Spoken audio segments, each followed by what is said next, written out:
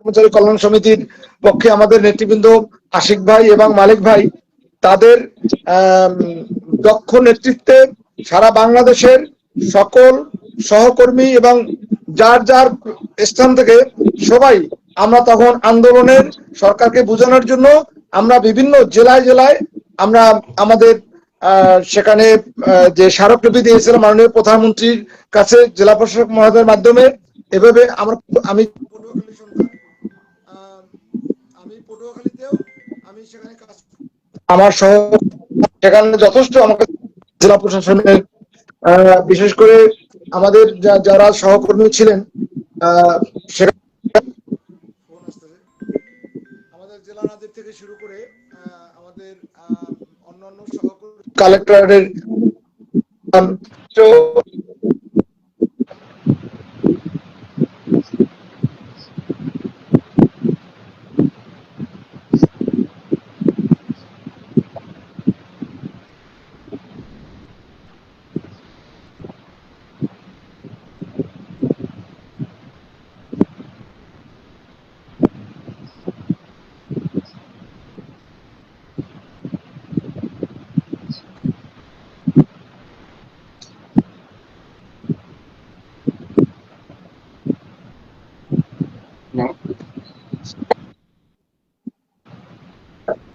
দুঃখিত, আমার ফোন আসছিল, বারবার ফোন আসে, ফোন আসায় লাইভটা কেটে গেল। আমি সবার প্রতি আবার সবিনয় অনুরোধ জানাচ্ছি যারা লাইভে সংযুক্ত আছেন সবাই লাইভটা একটু শেয়ার করবেন। এটা আমাদের মালিক ভাইয়ের নিউজ 10 নতুন একটা পেজ, যে এই পেজটা আগে চালাতেন, মাঝখানে বন্ধ ছিল, এখনো 2.3 মিলিয়ন ওনার এখানে ওনার ফলোয়ার আছেন, 2.3 মিলিয়ন ফলোয়ার আছেন। যাই হোক, আমরা এই পেজটা আমাদের সরকারি কর্মচারীদের কল্যাণে ব্যবহৃত হবে। আমরা তাদের কাছ থেকে এবং আমাদের পে স্কেল হয়ে যাওয়ার পরেও আমরা একে অপরের পাশে থাকবো। আবারও ফোন, একে অপরের পাশে থাকবো এবং যার যেখানে মানবিক কাজের জন্য যার যেখানে কষ্ট আছে সেখানে অবশ্যই আমরা একতাবদ্ধভাবে থাকবো। তো আমাদের এই পেজের মাধ্যমে সরকারকে এতটুকু জানাতে চাচ্ছি, বলতে চাচ্ছি যে আমাদের যে পে স্কেলটা ঘোষণা দেওয়া হয়েছে সেই পে স্কেলটার বর্তমানের আমাদের যে এক ধাপেই আমরা শতভাগ বাস্তবায়ন চাই, সম্পূর্ণটাই। কারণ আমাদের 11 বছরে পে স্কেল দেওয়া হয়নি, সেখানে 11 বছর পার হয়ে যাওয়ার পরও এখন সেখানে 11 বছরের পরও আমাদের আরো কয়েক মাস বেশি হয়ে গেছে। যাই হোক, সেখানে বর্তমানে বাজার দরের ঊর্ধ্বগতি, তারপরে আমাদের যে জীবনমান এবং নিম্ন গ্রেডের সকল কর্মচারীরা আমরা ঋণের সাথে জর্জরিত। আমাদের চিকিৎসা ভাতা, আমাদের বাড়ি ভাড়া, আমাদের সন্তানদের লেখাপড়া খরচ, হয়তো আমরা সেখানে সবাই দুই একজনে হয়তো দেখা গেছে বাড়ির অবস্থা ভালো আছে, সেখানে কৃষি কাজ করে, সেখান থেকে হয়তো করতে পারতেছেন, কিন্তু ম্যাক্সিমাম আমরা 95% লোকই মনে হচ্ছে যে আমরা সেখানে এখন ঋণের সাথে আমরা এবং জীবনের সাথে আমরা যুদ্ধ করছি। আমরা সেখান থেকে একটা সরকারের রাষ্ট্রের সেবক হিসাবে আমরা রাষ্ট্রকে আমাদের দিন রাত আমাদের হাতের মাধ্যমে আমরা সেখানে রাষ্ট্রকে পরিচালনা করার জন্য আমরা সরকারের রুটিন কাজগুলো আমাদের সবগুলোই নিয়মিত আমরা কাজ করছি, আমরা কাজ করে যাচ্ছি। রাষ্ট্রের যে সেবা করা দরকার সেটা আমাদের নিয়মিতভাবে আমরা যথাযথভাবে করছি এবং আমাদের হাত ধরেই এই রাষ্ট্রের উন্নয়ন হচ্ছে।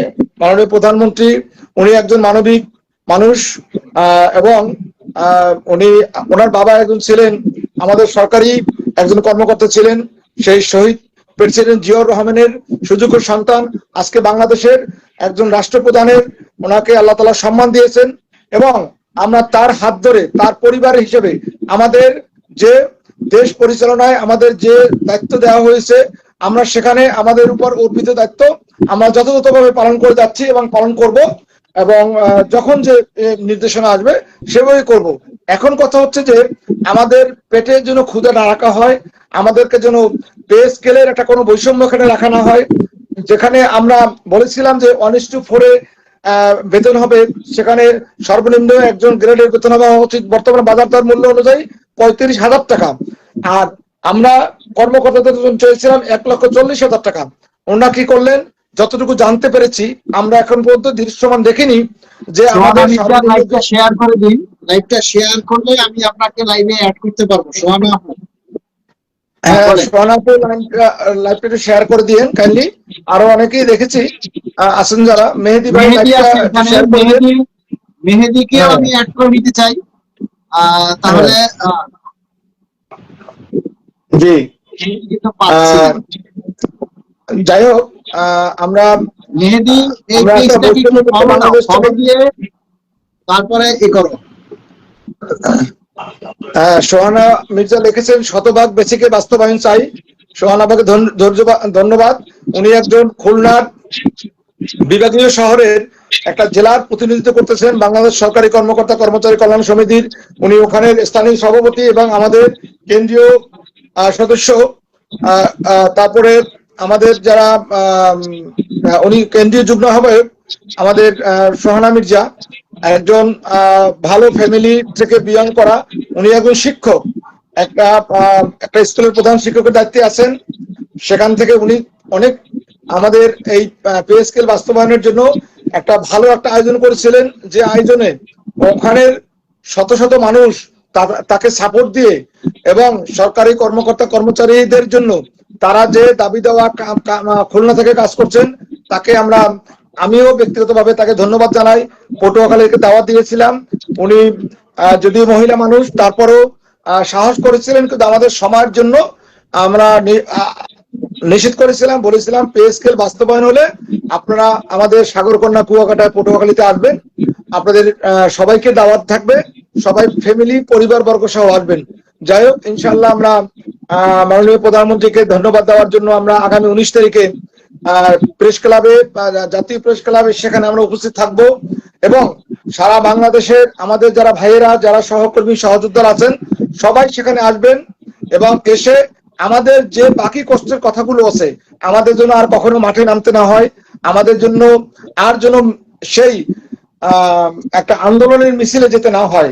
আমাদের সেই ইন্টারিম সরকারের আমলে আমাদের ভাইয়েরা গুলি খেয়েছে, আমাদের পায়ে আঘাত, সেখানে সানগ্রেড লেগেছে এবং আজকেও দেখেছি যিনি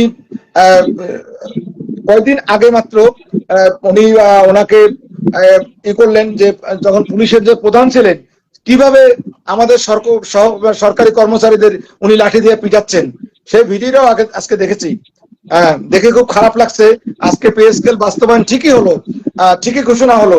আর সেই নাটকটা কেন হয়েছিল, সেই যমুনার অভিমুখে যখন আমরা ভুকা মিছিল নিয়ে সারা বাংলাদেশ থেকে লক্ষ লক্ষ লোক আমাদের সেই কেন্দ্রীয় শহীদ মিনারে আমরা সেখানে অবস্থান করার পরে আমরা আমাদের দাবিটুকু নিয়ে আমরা যমুনার অভিমুখে তখন গিয়েছিলাম, তখন সেই সরকার আমাদেরকেও সেখানেও আমাদের সাথে একটা ধিক্কারমূলক কাজ করেছেন, যেটা করা ঠিক হয়নি।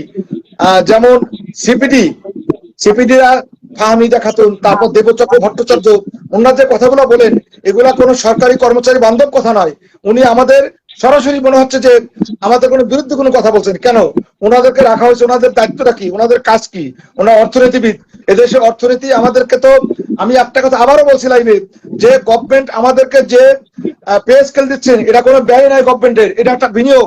এই বিনিয়োগের মাধ্যমে বাংলাদেশ উন্নয়নের শিখরে উঠবে আমাদের হাত ধরে। আমরা যারা সারা বাংলাদেশের সরকারের এই যে 22 লক্ষ কর্মকর্তা কর্মচারী শিক্ষক যারা আমরা আছি, এদের হাত ধরেই বাংলাদেশ একটা জাতীয়, একটা বাংলাদেশের বিশ্বের দরবারে একটা উন্নয়নশীল রাষ্ট্রে পরিণত হবে এবং সেখানে যাওয়ার জন্য সরকার আমাদেরকে অবশ্যই মূল্যায়ন করবেন এবং আমাদের প্রতি কোনো বৈষম্য রাখবেন না। আমাদের ন্যায্য অধিকার বাস্তবায়নের জন্য যেটা যখন সময় দরকার সেটা দিবেন। এবং সেখানে কথা হচ্ছে যে, এবং লাস্ট গভর্নমেন্ট আওয়ামী লীগ সরকার আমাদেরকে সেই যারা ব্লক পোস্টে এবং মাঠ প্রশাসন আমরা যারা চাকরি করি, আমাদের তেমন একটা প্রমোশন নেই। আমাদের সেখানে ছিল টাইম স্কেলের হাত ধরে আমাদের একটা পুরস্কার হিসেবে একটা সময় মতো আমরা একটা